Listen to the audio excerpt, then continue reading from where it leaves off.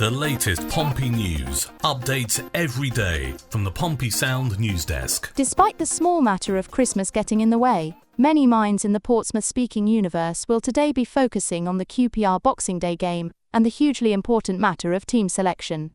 When the team is announced at 2 o'clock on Friday afternoon, most eyes will dart to the number 11 shirt, and a sigh of relief will go up from in and around Fratton Park, if the name against that number, the left wing position, is Josh Murphy. There has been an understandable total silence about the extent of the injury which contributed to the decision to take him off against Derby.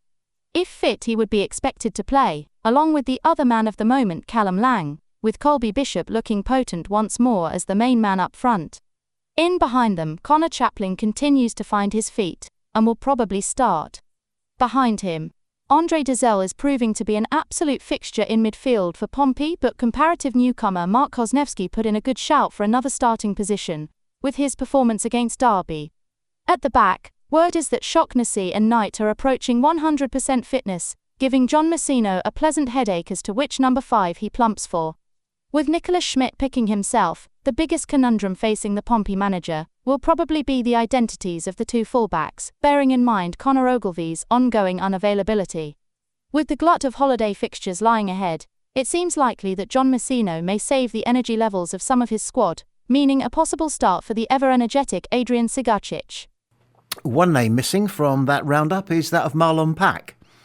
And he is the most influential Pompey footballer when he's on the pitch that we have at the moment, surely. Not as incisive in terms of scoring goals as the likes of Lang and Murphy, agreed. And he doesn't make a great centre-half. But when he is on the pitch, the opposition drop back 2 yards. They can see the menace that he has. I don't mean the physical menace, although that's there. I mean the menace that he has in his passing, in his tactical nous, knowing where to stand, making the right decision. Football's all about making 1,000 decisions a minute about where to stand and what to do and where to go, and he gets it right and right and right and right every time. And when there's a stoppage, he goes across and talks to John Messino, and the two of them talk. You can see an increasing relationship going on there, which is what leads me to suspect something that I'll mention in just a moment. It's a bit of a bombshell. A bit of a bombshell, not a huge bombshell. You indeed may have suspected it yourself, but I will mention it in just a second. When he came on against Derby, Colby Bishop raced over to the touchline and tore off the armband and gave it to him, knowing full well. It's a great demonstration of their recognition of who's the king on the pitch and around the pitch for Pompey. I think events around Fratton Park indicate that there's a possibility that somebody may be soon appointed as a new assistant head coach, an assistant head coach, player coach. Yeah? You get me? What do you think? Pompey's Australian centre-half Hayden Matthews, a £1.2 million purchase, is attracting a great deal of attention. His national team staff are keeping close tabs on him with the World Cup in mind. It's in the back of my mind. Obviously, I've been involved with the national team for 3 camps, but only played the 1 game. It's been good to be in and around everything, and every time I go, it's a really good experience and I learn so much. But it's all in the back of my mind at the moment. What's in front of us is this Christmas period, and a really big time for football. There's a lot of games, and that's where all my focus is right now. I don't speak with him, Tony Popovich, directly, but I'm in contact with the national team every week. They're always checking in based on the result, seeing how things went and just keeping in contact. Definitely good to be back playing, and hopefully I can keep my spot. It's up to me if I don't, but I've just got to keep playing well and hopefully I can keep my spot. We've got a very competitive centre-half group here. Shocks is coming back from injury, Regan has been out for a little bit, and Knighty isn't too far away either. Everyone wants to be playing, right? I guess as long as I'm playing well, I'm hoping to keep my spot, keep playing well, and hopefully the team keeps winning. And we mustn't forget that his teammate and fellow countryman Adrian Sigarcic is also in with a shout of being included on the plane to whichever of the 3 countries Australia play their first games on. If they get there, I believe it's still to be finished, that job. Canada, the United States or Mexico. But it will be good. It's always good to see anybody that we've cheered on in a Pompey shirt playing in a World Cup. Oxford United have parted ways with manager Gary Rowett after a dismal start to the championship season. The U's are stuck in the relegation zone following Saturday's 1-0 defeat to Charlton Athletic, which was already their 11th loss of the campaign. Rowett's tenure at the club ends after just 12 months. Appointed on December 20, 2024, he managed to win only 14 of his 50 games in charge. Although the 51-year-old successfully kept Oxford in the Championship last season, finishing 4 points clear of the drop, the team has struggled to find any momentum this year.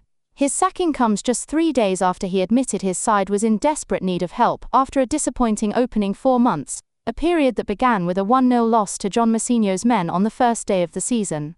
Following the weekend loss to Charlton at the Valley, which left his team in the bottom 3 for Christmas, Rowett admitted they just haven't been good enough. He told the Oxford Mail, "Difficult defeat to take. It felt as though it was a pretty even game. I didn't think there was a lot in it. I don't necessarily think Charlton were better than us, but also don't think we were better than them.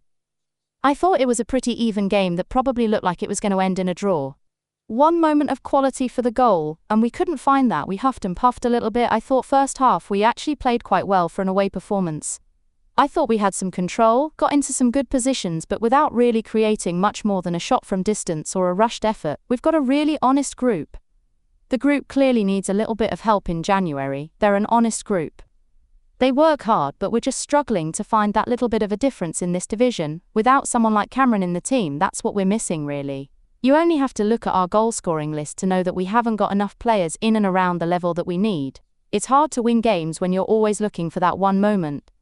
You need 3, 4, 5 players to step up in different games and come up with different moments to go and win you points. At the moment we're struggling to find that.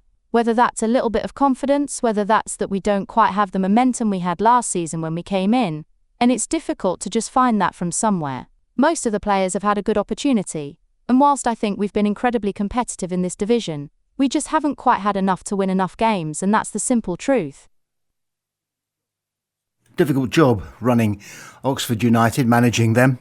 A little bird told me once that John Mousinho had high hopes that maybe he could get his break into management at the club where he was a player coach. He was coaching the defence for Oxford United, and the Pompey job came up, and apparently he was so impressive at the interview on Zoom with the Eisners that they put the phone down on him and just said to each other, "He's the man, there's nobody else for the job."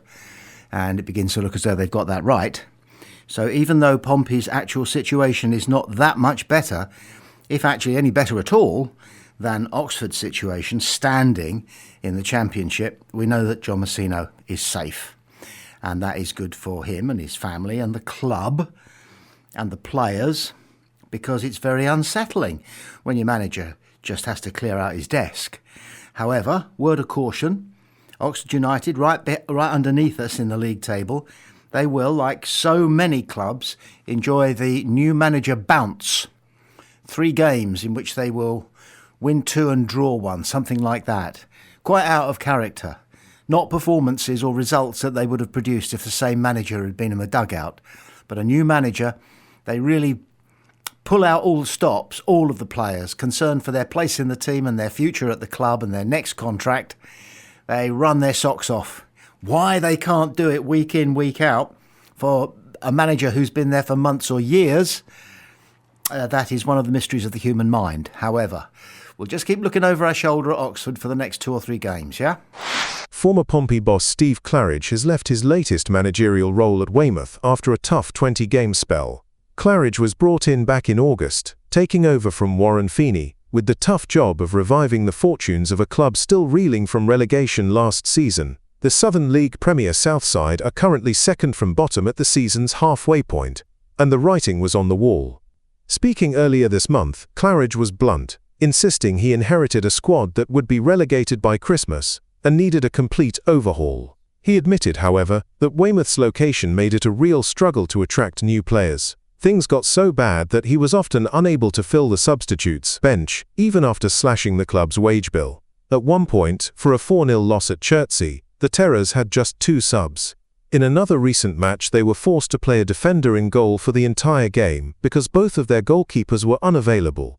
After a grim run of just 1 win in their last 11 games, Weymouth announced on Monday that the 59-year-old was leaving by mutual agreement. In a statement, the club thanked Claridge for his hard work and confirmed that coach Jamie Wells has been appointed as the new first-team manager. Club legend Jason Matthews is also returning as director of football to work alongside Wells and, quote, ensure a smooth transition and improved results. The final straw was Saturday's 2-1 defeat at home against relegation rivals Plymouth Parkway. Weymouth actually took the lead, scoring their first goal in 4 matches, but a red card turned the game on its head before Rockneal broke their hearts with a last-gasp winner. That loss leaves the team 3 points from safety, having played more games than the clubs around them. The timing is critical too, with the change coming just days before a derby clash with local rivals Dorchester Town on December 27th, who sit just 2 points above them in the table. For Pompey fans, this might bring back memories of Claridge's brief stint as player-manager at Fratton Park. He took over from Tony Pulis in October 2000 under Milan Mandaric, but the spell lasted just 4.5 months and 23 matches before Mandaric replaced him with Graham Rix, and then controversially denied that Claridge had ever been a permanent appointment. Since then, he's had spells managing Millwall, Salisbury and Fleetlands, but his latest return to Weymouth has come to another abrupt end. 2 major sackings, both on the day before Christmas Eve. When I started out, I went to work as a journalist in Fleet Street, which was the absolute epicentre of British journalism. All the newspapers were based there. And I learned everything I could in the pubs. We drank in the Tipperary. We shared it with the Sun newspapers. And the Sun newspaper writers used to joke, never work for a left-wing newspaper, they will fire you on Christmas Eve. Well, it begins to look as though some struggling football clubs have the same philosophy. Steve Claridge, a really good egg of a player and a good egg of a bloke as well. His trademark, one of his several trademarks, was playing with his socks rolled down, because he liked to receive the ball with an opponent at his back, and he was kind of like saying to him, go on then, I dare you to cut my calves to ribbons, it'll definitely be a free kick. And he used to try and get the ball sent to him just inside the penalty area, just on the corner of the penalty area, inside the penalty area, so the defender obviously was doubly concerned about going in for the tackle and giving away a penalty. So Claridge would take the ball 2 feet inside the penalty area, and then by way of a turn, he would simply step over the ball and turn round. And now he's facing the way he wants to go. He was a good little player, wasn't he? And he played for some good big clubs. Never quite made the big time, and never made the big time as a football manager either. But we wish him good luck and Merry Christmas.